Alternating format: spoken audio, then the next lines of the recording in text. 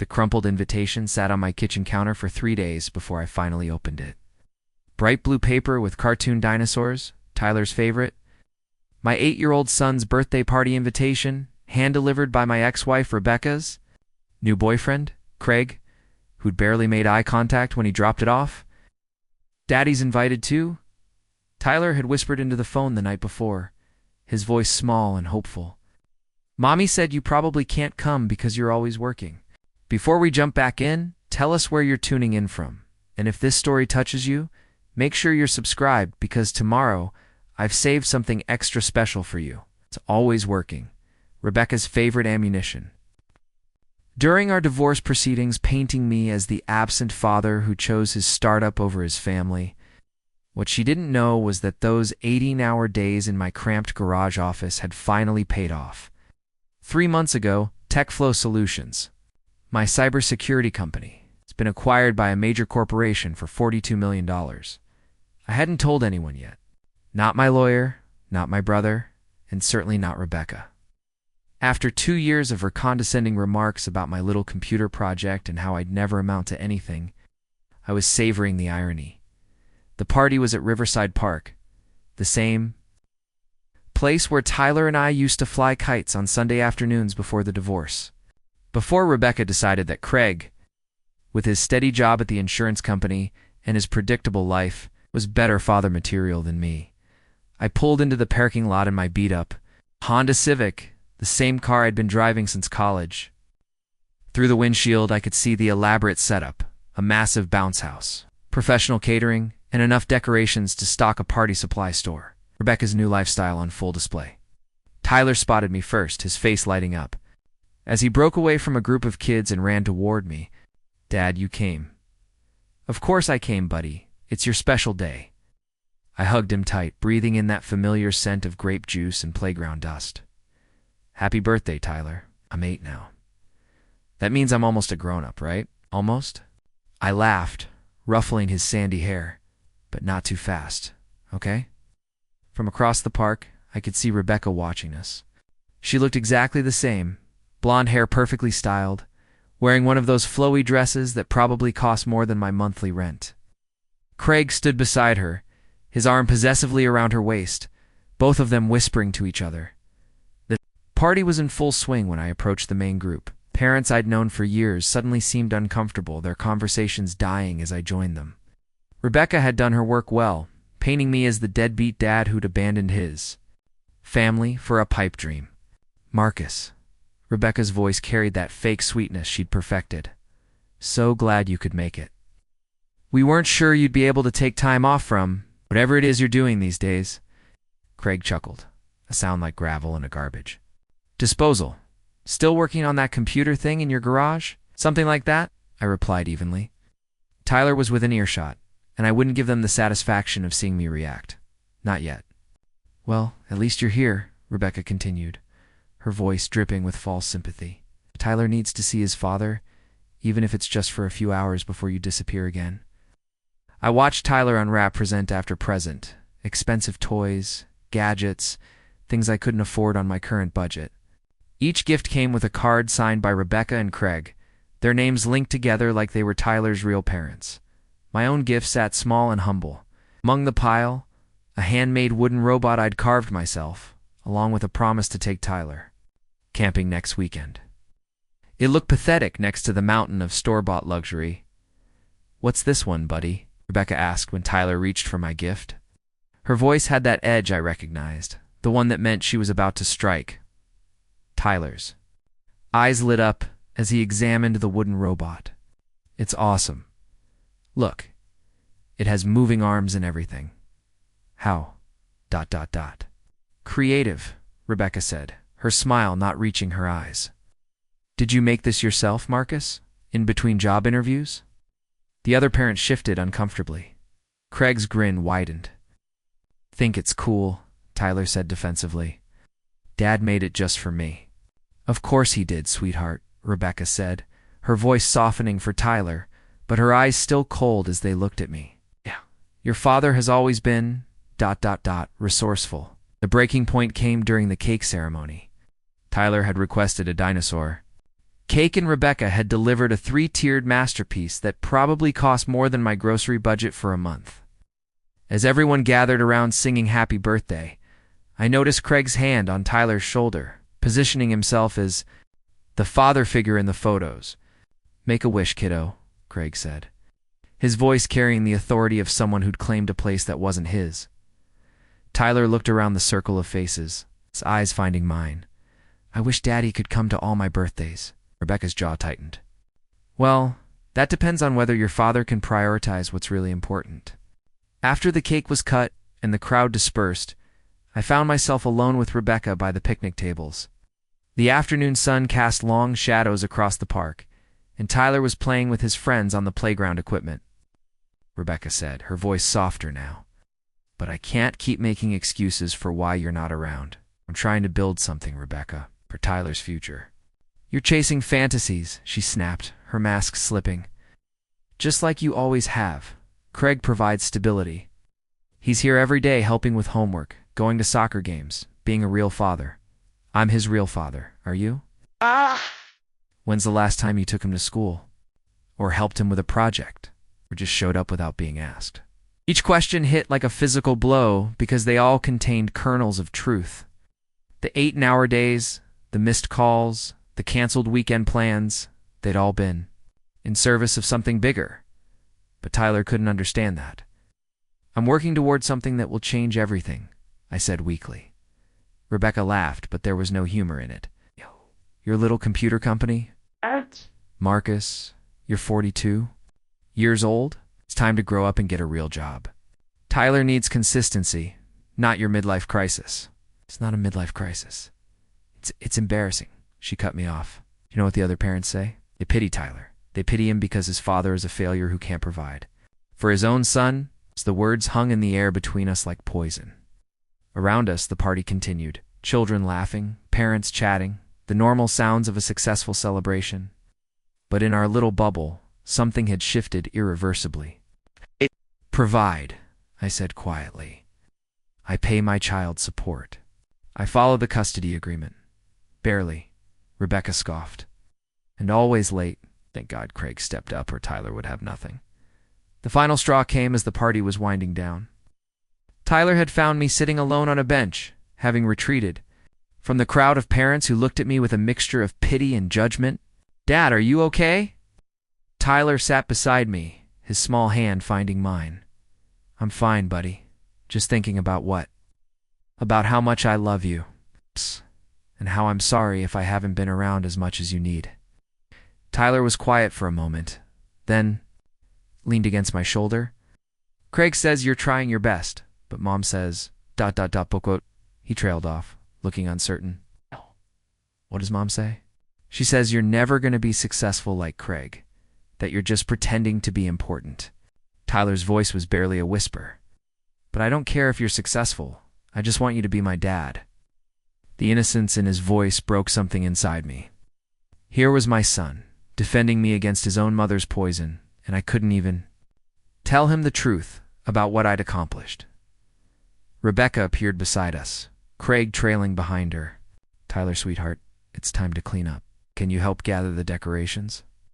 Tyler squeezed my hand once before running off to help. Rebecca watched him go, then turned to me with an expression I'd never seen before.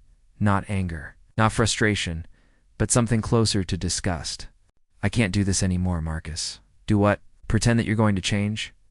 Pretend that you're going to suddenly become the father Tyler deserves?" She glanced around to make sure no one was listening, then leaned closer.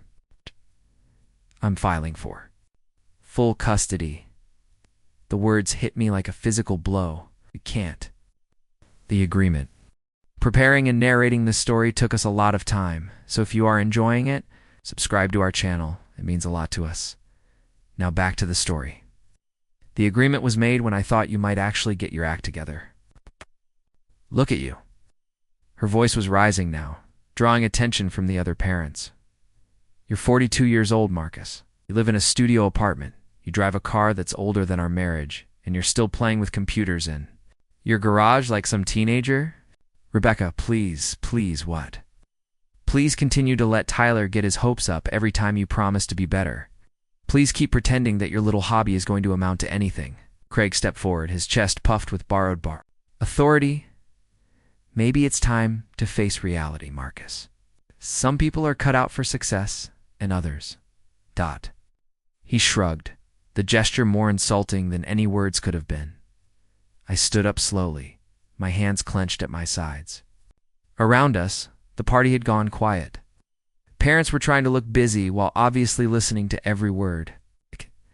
And what exactly would you know about success, Craig? I asked, my voice carefully controlled. I know enough to provide for my family. I know enough to be there when it matters. I know enough to what? Sell insurance policies? To live in a house that Rebecca's divorce settlement helped pay for? I took a step closer. Tell me, Craig, what's your biggest accomplishment? Getting promoted to regional manager? Face flushed red. At least I have a real job. At least I don't live in a fantasy world where playing with computers is going to make me rich. Rebecca moved between us, her voice sharp. Stop it, both of you. You're embarrassing Tyler. But I was past caring about embarrassment. 2 years of condescension, 2 years of being treated like a failure, 2 years of watching another man take my place in my son's life, it all came rushing out. You want to know what's embarrassing, Rebecca? What's embarrassing is that you're so desperate to justify your choices that you've convinced yourself I'm some kind of loser. What's embarrassing is that you're willing to poison my son against me to make yourself feel better about walking away from our marriage. I walked away because you chose your stupid computer project over your family. Rebecca's voice cracked, like a whip. You spent 18 hours a day in that garage ignoring Tyler, ignoring me, chasing some ridiculous dream that anyone with half a brain could see was never going to work. The crowd around us had gone completely silent. Children had stopped playing. Even the catering staff had paused in their cleanup to listen. You know what, Marcus? Rebecca's voice dropped to a whisper that somehow carried farther than her shouting. I almost feel sorry for you. Here you are, at your son's birthday party, and everyone here knows exactly what you are. And what's that? She looked me up and down, her eyes taking in my thrift store clothes, my worn sneakers, my 5-year-old haircut. When she spoke, her voice was filled with a contempt that seemed to come from somewhere deep inside her. Pathetic. The word hung in the air like a thunderclap. Pathetic.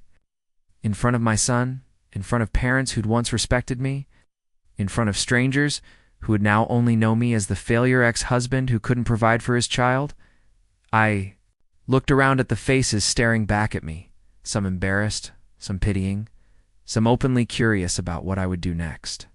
Tyler had stopped playing and was watching from across the playground, his 8-year-old eyes wide with confusion and hurt. This was my moment. The moment I'd been unconsciously preparing for during all those sleepless nights, all those 8 days, all those months of rejection and doubt. I could walk away, let Rebecca's words stand as the final judgment on my life and my worth as a father, or I could change everything.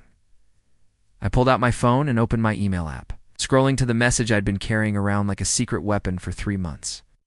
The subject line read, "Congratulations on your acquisition payment confirmation, Becca," I said, my voice calm now. "Before you file for full custody, there's something you should know." She crossed her arms, her expression skeptical. "What now, Marcus? Are you going to promise to change again? Are you going to tell me about some new get-rich scheme?" "Not exactly." I held up my phone. 3 months ago, TechFlow Solutions was acquired by CyberGuard Industries. You remember TechFlow, don't you? My little computer project? Craig snorted. Right, and I'm sure they paid you millions for it. I looked directly at Rebecca, watching her face as I spoke. $42 million, after taxes and legal fees. My take was approximately $28 million. The silence that followed was deafening. Rebecca's mouth opened, but no words came out. Craig's smirk slowly faded as the implications sank in. "You're lying," Rebecca whispered. I turned my phone. Screen toward her, showing the email from my lawyer confirming the wire transfer. "The money's been sitting in my account for 3 months. I've been trying to figure out what to do with it." The crowd around us had gone completely still. Even the children seemed to sense that something monumental was happening. $1 million, I repeated, my voice carrying clearly across the park. "From the company I built in my garage? The company you called a stupid computer project. The company you said would never amount to anything. Rebecca grabbed my phone, her hands shaking as she read the email. Her face went through a series of expressions: disbelief, recognition, and then something that looked like panic. This can't be real, she stammered. It's real, I said quietly. Every penny of it. Earned by working 18-hour days in my garage, building something that the experts said was impossible. While you were telling everyone I was a failure? Craig stepped forward, his voice uncertain now. Even if this is true, money doesn't make you a good father. You're right, I agreed. But it does make me capable of providing for my son. Which was your argument, wasn't it? That I couldn't give Tyler what he needed? I looked around at the faces staring back at me.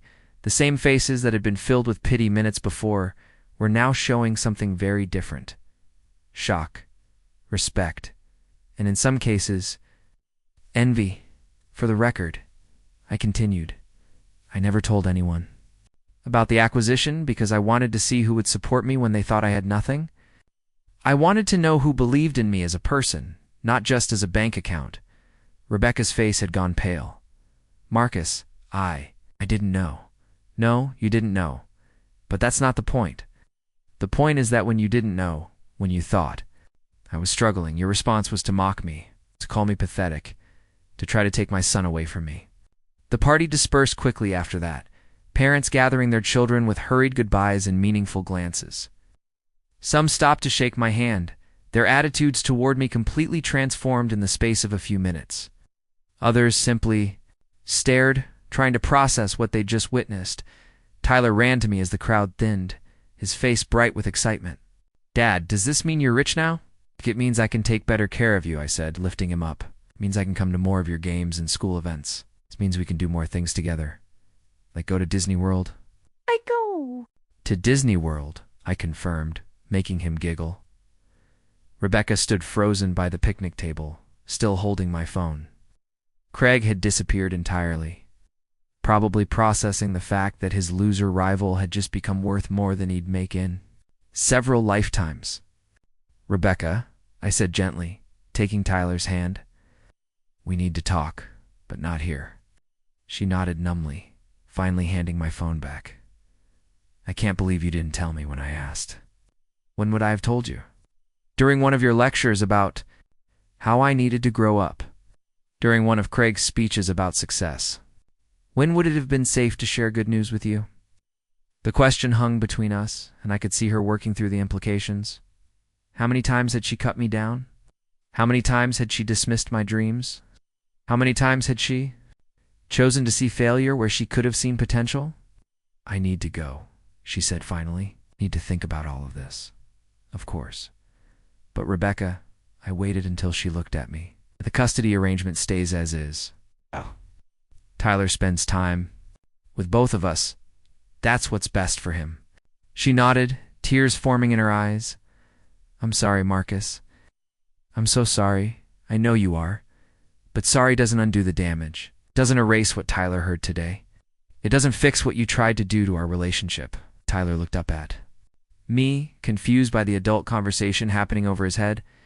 Dad, is Mom sad? Yes, buddy, she's sad. But sometimes adults need to be sad so they can figure out how to be better. As Rebecca walked away, I realized that the victory I'd imagined for so long felt nothing like I'd expected.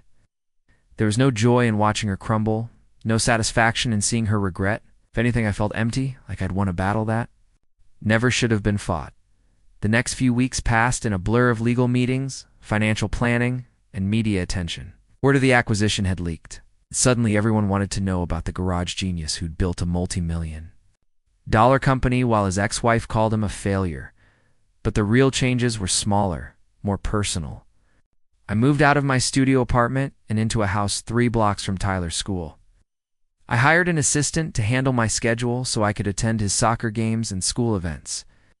I started taking him to breakfast every Tuesday morning, tradition he'd been asking for since the divorce. Rebecca and I met for coffee 2 weeks after the party, our first real conversation since the revelation. She looked different, smaller somehow, like the weight of her mistakes had physically diminished her. "I've been thinking about what you said," she began, stirring her latte nervously, "about when I could have told me. And you're right. I never gave you a safe space to share good news. No, you didn't. I was scared," she admitted. "After the divorce, I was terrified that you'd prove me wrong, that you'd succeed without me, and I'd be the one who left a good man for stability. Craig's not a bad guy, Rebecca. It's just not me. No, he's not you. And I think that's what I was afraid of. That Tyler would see how much better you could be, and he'd choose you over us." I leaned back in my chair, studying her face. It was never about choosing sides. It was about being Tyler's father. That's all I ever wanted. I know that now. But at the time, it felt like competition. Like if you succeeded, it would mean I'd made the wrong choice in leaving. "Did you make the wrong choice?" She was quiet for a long moment. "I made the choice I thought was best for Tyler, but I went about it all wrong. I tried to tear you down instead of building something better. What happens now? Now I have to figure out how to co-parent with someone I spent 2 years trying to destroy. Now I have to explain to Tyler why Mommy said those things about Daddy. Now I have to live with the fact that I almost cost him his relationship with his father because I was too proud to admit I might be wrong."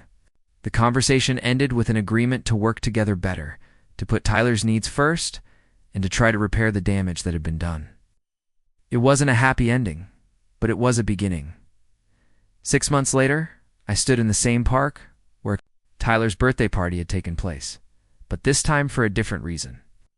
I'd decided to host a company picnic for TechFlow's former employees, all 37 people who'd believed in the vision. When it was just lines of code in a garage, Tyler ran around with the other kids, his laughter mixing with the sounds of families enjoying the afternoon. He'd adjusted well to the changes. And while he still lived primarily with Rebecca and Craig, our relationship had deepened considerably. "Dad," Tyler called out, running over with grass stains on his knees, "can we get ice cream after this?" "Of course, buddy, but first come here. I want to introduce you to some people." I led him over to Sarah Martinez, my first employee, and now the CTO of CyberGuard's new division. She'd been with me through the darkest days, when we weren't sure if we'd make payroll or if our biggest client would renew their contract. "Tyler, this is Sarah. She helped me build the company." Sarah smiled and shook Tyler's hand solemnly. "Your dad talks about you all the time. He's very proud of you. He built a computer company," Tyler announced proudly, "and now he's rich." Sarah laughed. "He did. But you know what I'm most proud of your dad for?" "What?" "He never gave up. Even when it was really hard, even when people said it wouldn't work, he kept trying. That's the most important thing. Not the money, but the fact that he believed in himself." As the afternoon wound down and families began to leave, I found myself sitting on the same bench where I'd had my breakdown 6 months earlier.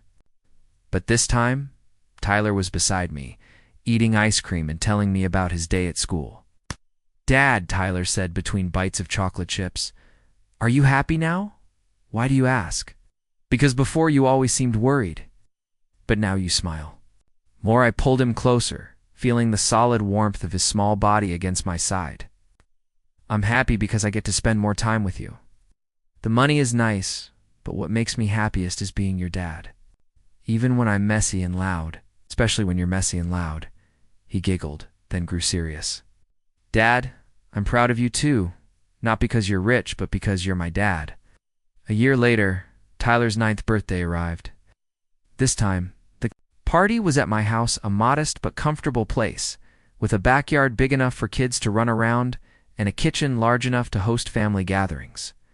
Rebecca and Craig came, along with Tyler's friends and their parents. The dynamic was completely different from the previous year, respectful, collaborative, focused on Tyler's happiness rather than adult drama.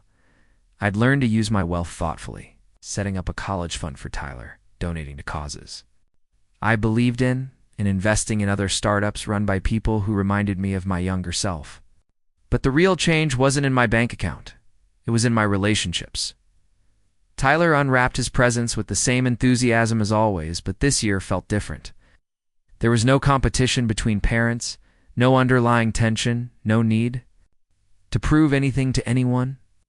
"This is from Dad," Tyler announced, holding up a wrapped package. Inside was a laptop, not an expensive one, but a solid machine that could handle learning programming languages and basic design software. Along with it was a card, for when you're ready to build something amazing. "Love, Dad. Can you teach me how to use it?" Tyler asked, his eyes wide with possibility. "That's the plan, buddy. We'll start with the basics and see where it takes us." Later, as the party wound down and guests began to leave, Rebecca approached me in the kitchen where I was cleaning up. "Thank you," she said simply. "For what?" "For not letting what happened at last year's party define how we move forward. It's for being the bigger person, for showing Tyler what forgiveness looks like." I paused in my dishwashing, considering her words. "We all make mistakes, Rebecca. The important thing is learning from them." I learned that success isn't just about money or stability. It's about character. It's about believing in yourself and the people you love. It's about building something that matters. "And what are you building now?" She smiled, and for the first time in years, it looked genuine. "I'm building a better relationship with my son's father.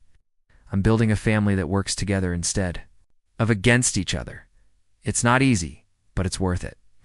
As the evening settled in and Tyler finally went to bed, exhausted from his birthday celebration, I sat in my home office, looking at the laptop I'd given him.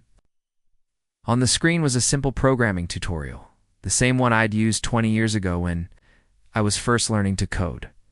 The irony wasn't lost on me. All those years ago, I'd started with nothing but curiosity and determination. I'd built something extraordinary, lost it all in a divorce, and then rebuilt it again. But the real success wasn't the money or the recognition.